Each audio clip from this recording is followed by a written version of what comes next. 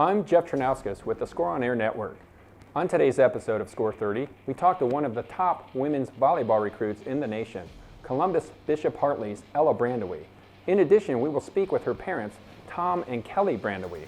Tom was an Ohio State basketball recruit in the late 80s. Our discussion will revolve around college recruiting and how that process has evolved from Tom's experience through Ella's. I hope this program will provide some insight into the big-time world of college recruiting. Hello everyone, I'm Jeff Chernauskus for Score 30, and today I'm sitting here with the Brandewie family, more specifically Ella and her parents Tom and Kelly, and we are going to discuss a great topic here, collegiate recruiting. There's a unique perspective here as Ella has gone through the recruiting process to be a volleyball player who has committed to Ohio State, go Bucks, and there's a unique perspective here as her dad, Tom, also played for the Buckeyes back in the early 90s as a basketball player. So he has a unique perspective of giving us how recruiting has changed from the time he went through the process in the late 80s to how his daughter has now gone through the process. So with that, I'm going to start off asking you a couple questions, Ella. And more specifically, I just want you to tell me about your recruiting process and when did that process start, the experience you went through, what factors did you consider in choosing a school, and what ultimately made you decide to be a Buckeye? It kind of started, I'd say, like in 8th grade is when I think I got my first letter. I'm really not sure, and when you get like your first letter and you're in 8th grade, you don't really think anything of it because like maybe it's just, okay, they see potential, it's not real, like they just want to send it just in case I get good or something. But then I would say after I got to high school, I started getting a lot more like letters and I was like, okay, this is not normal. Like, and there was a lot of, I want to say hype around my name, and then my coach told me like, no, this is serious. Like these big schools are looking at you. And I was like, okay, that's really cool. But, you still don't really think anything of it because you're not even in high school yet. Like the last thing you want to do is think of college. So I was still a little bit shocked. But once I got to high school and stuff, things started to get serious. And it's like, wait, I'll have to decide soon. And I got my first offer, I want to say in 8th grade. Yeah. And then they What changed. school? Ohio State was my first offer. Ohio State. Yeah, but it was from a different coach. So he ended up getting fired, and then I think she had 6 out of 6 offers in 8th grade, but then there was a rule change. So yeah. They changed the rules that year. Then she couldn't have offers again until June 15th after her sophomore year of high school. So there was a NCAA rule change during her recruiting process. Wow. So as you went through the recruiting process, okay, it started in 8th grade, went into high school. What did you enjoy about it? What didn't you like about it? Obviously, like, the attention's really cool. I'm not even going to lie. Just being able to, like... Great answer. I've always been pretty humble about it, but just being able to, like, be like, okay, my hard work's actually paying off, and, like, I can have a future with this, and, like, I don't have to pay for college. Like, that's pretty... I mean, my parents don't. But, like, that's pretty cool. I don't have to worry about all that extra stuff.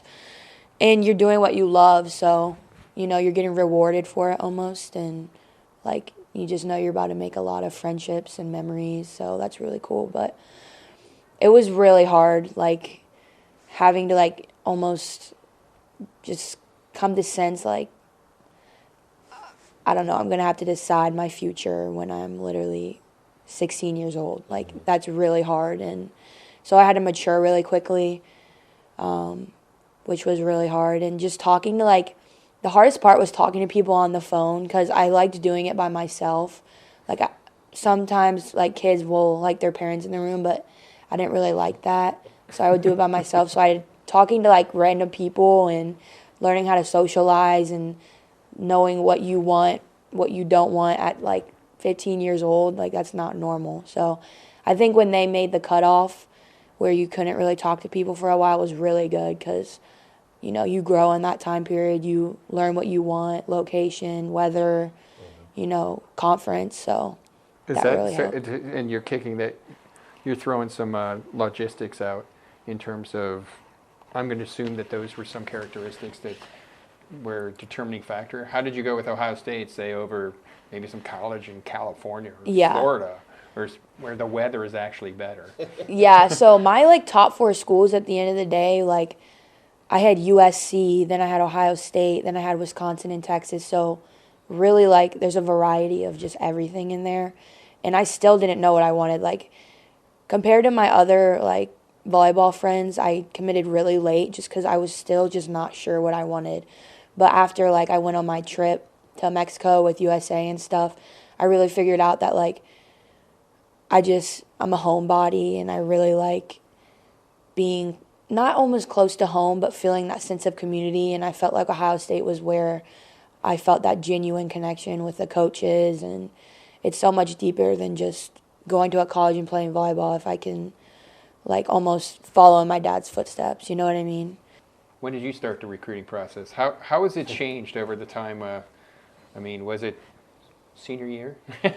Yeah, well, it was, I had gone to a camp.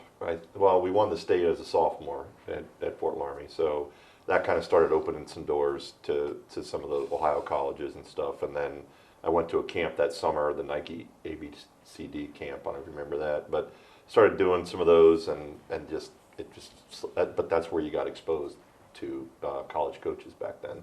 And then it was, hey, call the landline. Coaches were calling the landline, right? There was no social media. There was none of that stuff. So that whole process was completely different, And I had to, I was very fortunate too to Dayton. University of Dayton was really close.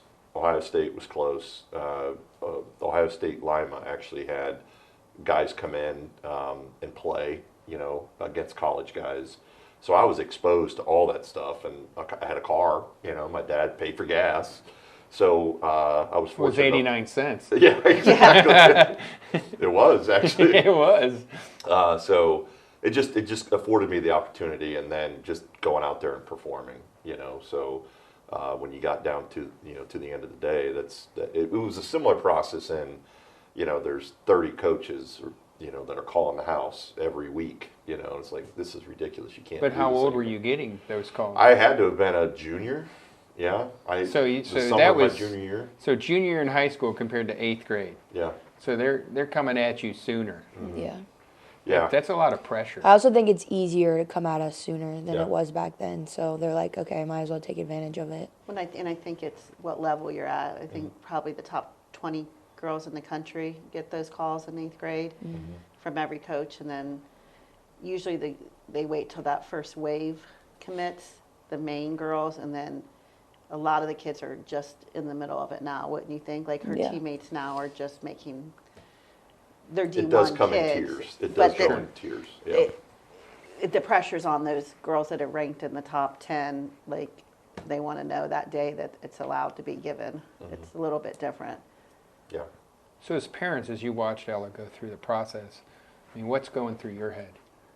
What's your concerns? Well, with her, she was so hands-off. We were so hands-off because she wanted to be, she was in full control of it. We didn't have a lot of input.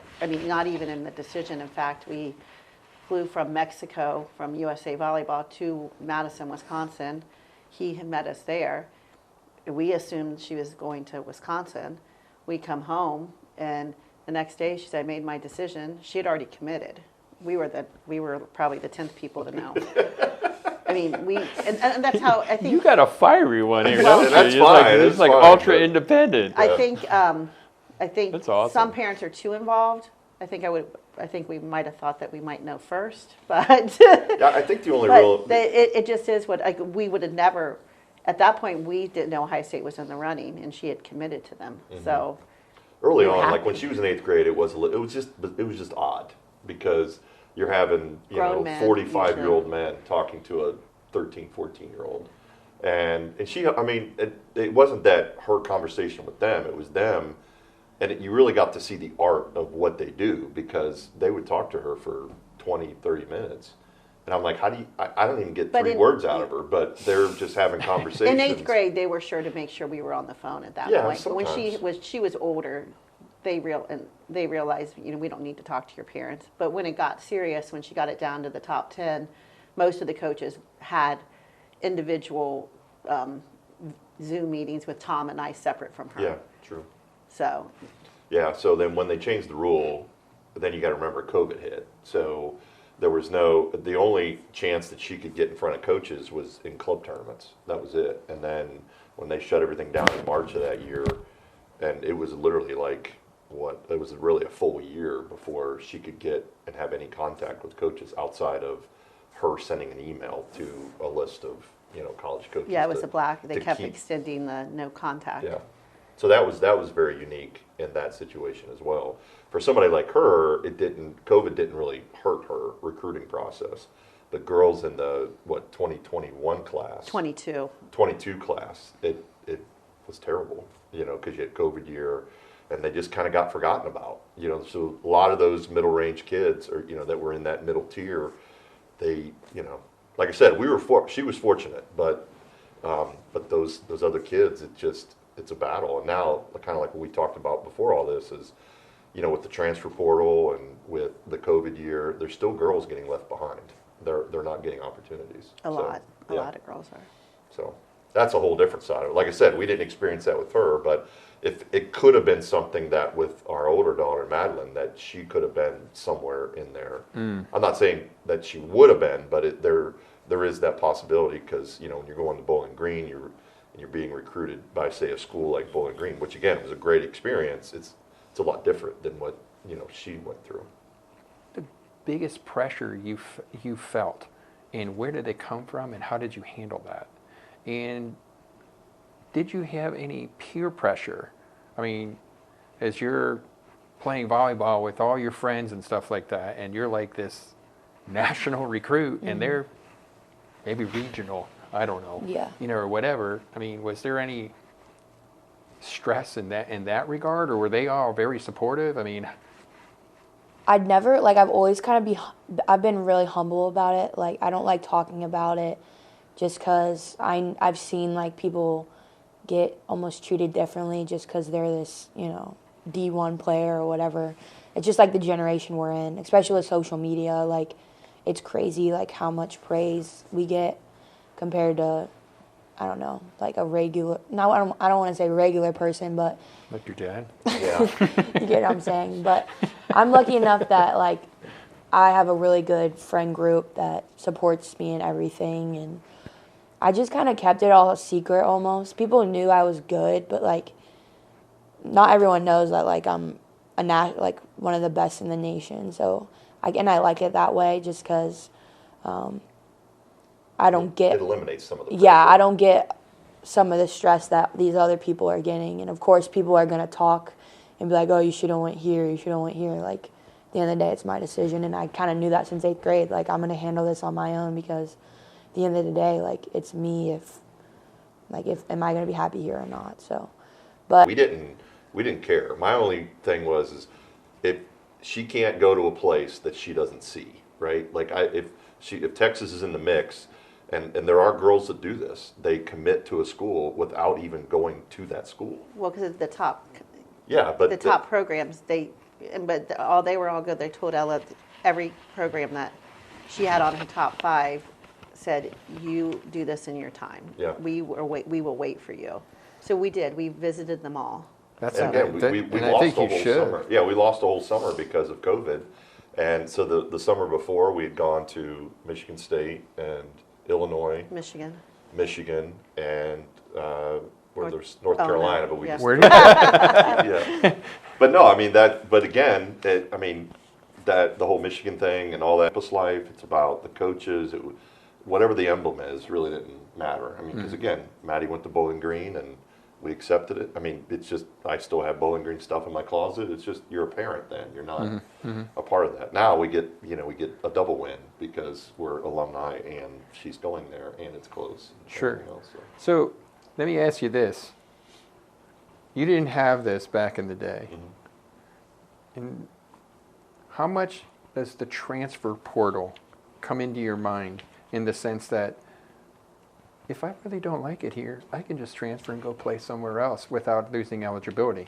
That is a key difference here, that if you wanted to transfer, you would lose a year of eligibility. The transfer portal eliminates nuts. that. Did any of that cross your mind in the recruiting process? I was kind of the opposite. I was like, I don't want to transfer, so I'm going to take as long as I want to really find like the right school for me.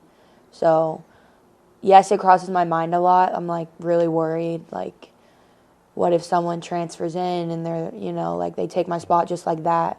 But I know like I'll have to work for it, but like it's still scary, just all that. But it's a relief knowing that if I'm not happy at Ohio State, I can go somewhere where I will be happy.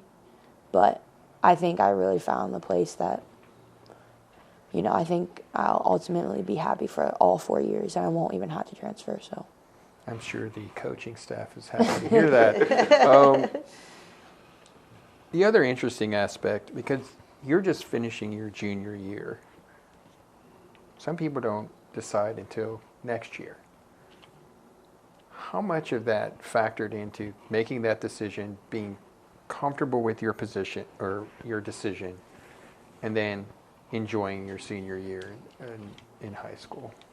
Yeah, I kind of liked deciding my junior year because now I can just be like, okay, like I know where I'm going. I can relax a little bit. Don't have to worry about it. Like I'm kind of just set. And I feel like if I would have had to decide my senior year, I would have been just worrying all the time. So that definitely makes me feel a little bit more comfortable. But Well, and you just didn't have the time. I mean, she was on the phone probably during the summer when she wasn't playing. She was probably on the phone 6 hours a day, I would say, with coaches every day. So, Wow. So it just wouldn't have been possible to. But she did, she did have then narrow it down to 10 and then narrow it down to 5. But those 5 still want to talk to you every day because they know Yeah. they want to be at the top of Wow. the last person you talk to kind of thing before you go to bed at night. So it just wasn't possible to keep that schedule. And none of that, as you described, none of that stressed you out in any way, shape, or form. You were happy to talk to coaches for 6 hours a day. no, I hated it. Everyone hates it. Like, I mean, you're making You can ask the process anyone. as if, you know what, I had this, I knew what I was doing, there isn't anything negative about it. because you're talking to all these coaches, and at the end of the day, you have to decide one. So, like, I had to have a notebook and everything and just write notes on every single one. It was a lot. And, like, having to, like, schedule, like, when are you going to talk to them, when are you going to talk to them, and, like, having a little bit of time in between each. It's really hard and just annoying because it's the same conversation, like, with every single coach. You're just hearing about their campus and their program, so it's just really annoying. But Then they know when you're at the other people's place. I mean, they know when you're visiting somewhere too. yeah. So they have little comments about that. But I also think it can be good too, because then you really figure out what you want and like, yeah. So. Yeah, it was just at some point it had to be the list of coaches had to be cut down, or the campuses, right? The number of schools, because it's just she wasn't having a life, and she was calling coaches when she's at her friend's house and stuff like that. So Wow. it's just like we got to get this down. That had to stink. Well, and then she was in the middle of the USA volleyball process too, which is as stressful, probably more stressful than the recruiting program.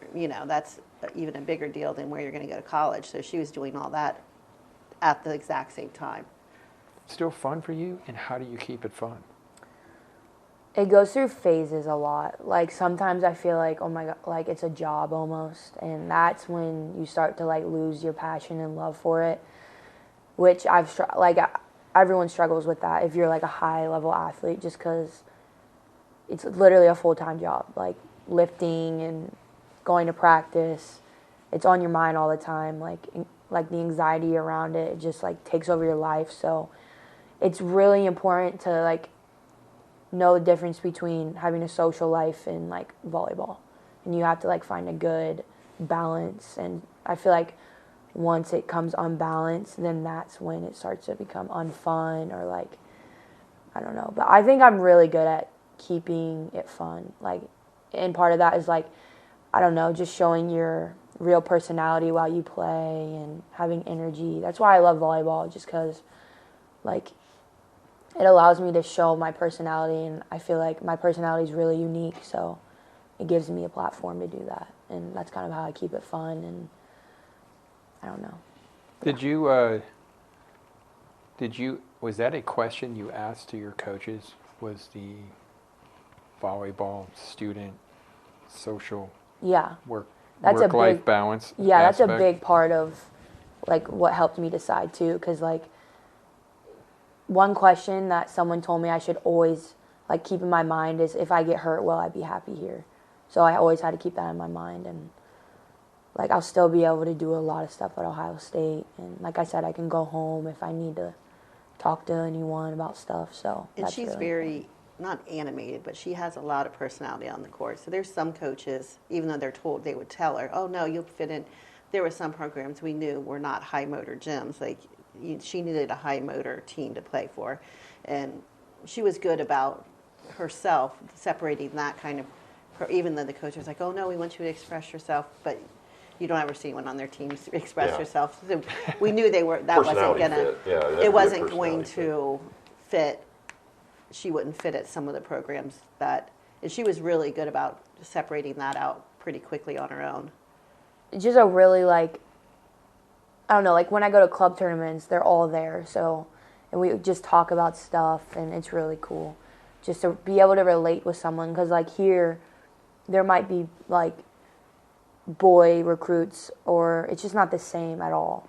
But there's no like high level recruiting like I'm going through. So being able to like relate with someone and kind of be like, oh, like that's funny because he told me the same thing. Like that's when it gets fun. Coaches.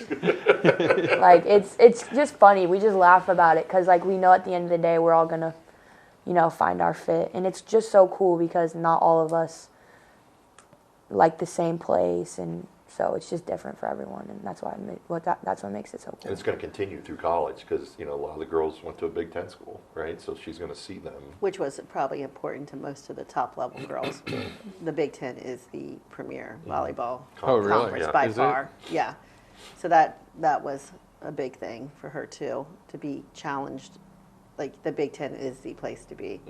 So Now, will you be playing at the Shot or St. John? What would you have liked to see changed that would have made the process more enjoyable for you? Good If question. you That could is a really change good it. I mean, I kind of wish it didn't start as early as it did because that created a lot of like anxiety just in my life. Like, and then I had to think about things I shouldn't have been thinking about at 14 years old.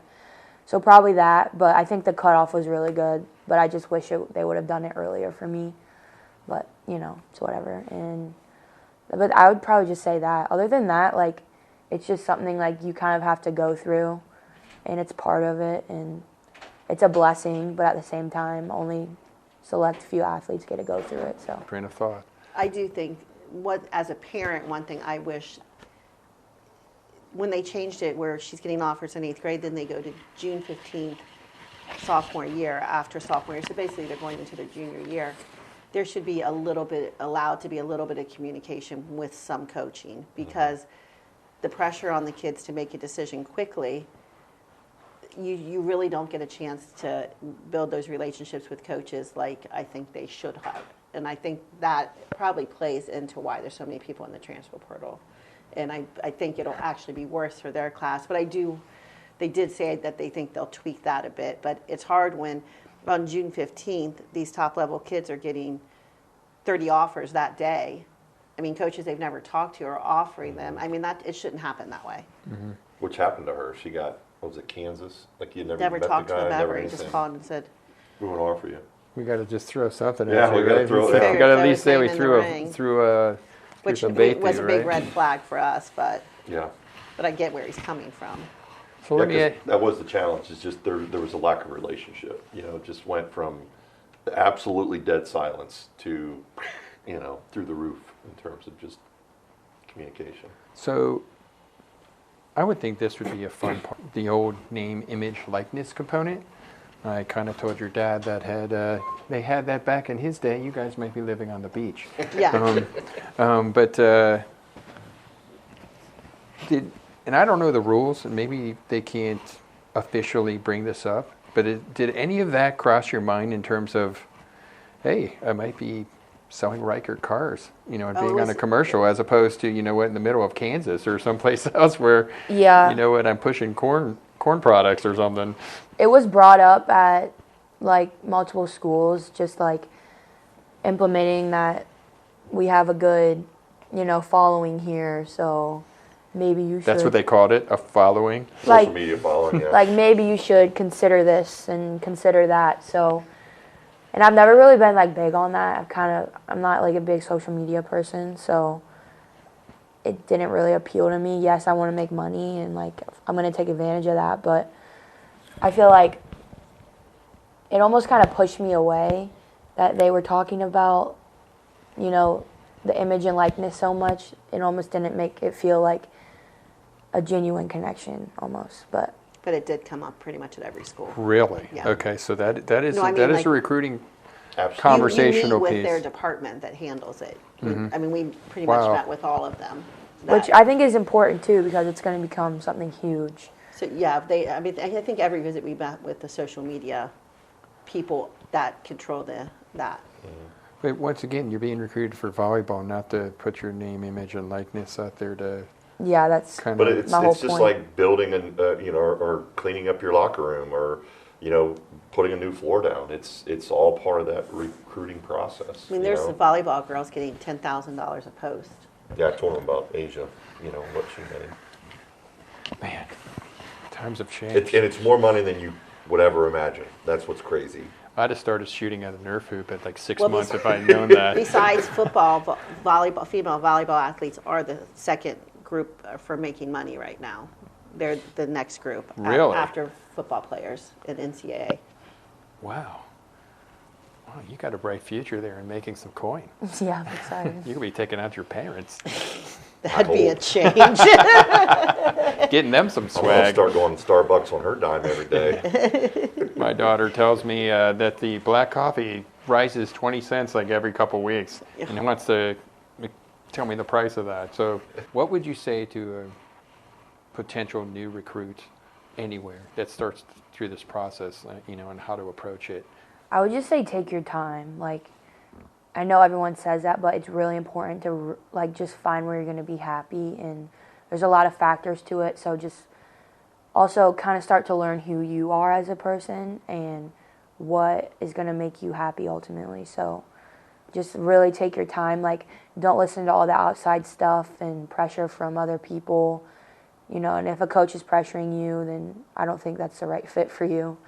But, sometimes it is. So it kind of just depends on who you are. So again, just figure out yourself before you kind of decide on your future, and just take your time. That's You- good, Brig. That's good advice. Yeah, really it for is. anything. Yeah, really. because when our older daughter was going through this, of course, we had no idea what to expect, and one of her coaches at the time sat down with us, and who had gone through the recruiting process, and she basically said, determine like what size school you want, and then just kind of some other personality things. And she wasn't giving the answers. She just was like, this is a good starting point. Size of school, location. Do you want to be close to your parents? Do you want? And so that was kind of some of the stuff we did with her. And like she admitted, she wanted to get the heck away from here. But guess what happened? Full circle, life experiences and just time, and it lets that happen. I think that's very important. What she's saying is, but you got to know, you got to reflect on you too, and what's important as an athlete. And because you have to like the school. Not to say people shouldn't transfer because situations happen, but if you're going in with that mindset, sometimes I think it's the wrong mindset, because then you can't commit yourself to that program, to those coaches, to that community, and it is important, I think. I would also say just like soak it all in too, because like it's a really cool experience that not a lot of people get to go through. So yeah, it's stressful, but it's almost like a good stress, because like you're like, again, with the attention stuff. Somebody wants you, right? I mean, I'll pose that same question to you guys as parents, right? Of somebody whose son or daughter is going through the recruiting process. What advice could you give to parents? Don't be overly involved. It's not your process. It's not about you.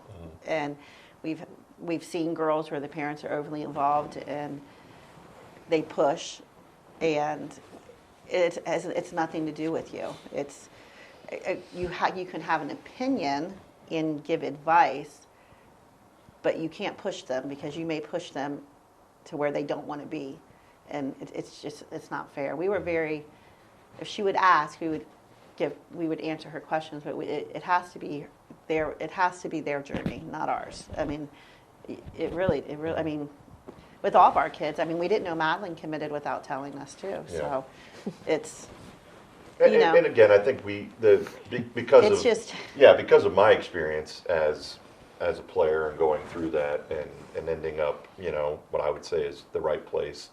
They're still like it was always easier, I think, to say, hey, these are the things we're looking for. And like I was saying before, I don't want her to go somewhere that she hasn't seen. And we had the resources to allow that to happen as well. And I know not every parent does. They're paying a lot of money for club. They're doing a lot of those things. But last summer was crazy, and we were in Texas, we were in Wisconsin, and they paid for Texas. And, the point is that there are a lot of families that don't have that opportunity, or they only have one opportunity, right? And so part of the thing like I did with our older daughter is we went to 4 different colleges over spring break. Some were interested, some weren't, but it was more about her visually seeing, here's a school that has a lot of resources, here's a school that's high academics, here's a school that is somewhat competitive, and you know what I mean. It was like different approaches, but again, we afforded that opportunity. We didn't tell her where to go. We didn't tell her where to go. We just said, here, these are the things we want you to see, and then talk about it. What'd you like about Michigan? What didn't you like about Michigan State? What about Tech? So it's having that communication too, and she was open to it, I think, for the most part. But again, we never had said this is about us, or this is about it's about her and what she wants, and she has to be happy. So. And we've heard stories at our club where parents get too involved and their kids get taken off school lists. I mean, if you're recruiting a high-level athlete, they expect them to be independent and self-thinking. And if their parents are making the choices for them, then what's going to happen when they have a bad day in college and in practice and the coaches are on them? Yeah. They're probably not the kids you want anyways, is I think what it comes to. And I think they expect at that level and that age that it needs to be about the kid, not about the parents. That's at least the impression we got. Yeah. Excellent. Yep. Well, I just want to say thank you for you guys coming in and helping this starving artist. This A. That's trying to get an A. I most likely will be calling some of your games next year at some point in time. So if I see you on the court, say hi. I'll say hi. And when she gets to Ohio State, we can all go to varsity club. We can all go to varsity club. Yeah, exactly. I mean, we could teach you the ropes of Ohio State, but given what you have stated up to this point, where I want to get away, we'll just stay in the corner. Yes. And you can just do your thing. But I do want to thank the Brandewie family for coming out and talking to us about an important topic here on recruiting. And so with that, this is Jeff Chernauskus and Score on Air 30. My biggest takeaway with regards to my research on this program centered around the fact that it starts at such an early age. Okay, she talks about the fact that coaches were starting to ping her in 8th grade, right? So Tom, he didn't get talked to until his junior year in high school. There's several years difference. And when you're talking about a kid who's just enjoying volleyball and having fun with her friends, at that age, talking to coaches that are 40, 50 years old about what they want to do in their future seems like a lot of pressure at that young age. So that's probably my biggest takeaway, is that it starts at a young age and a lot of pressure at the start.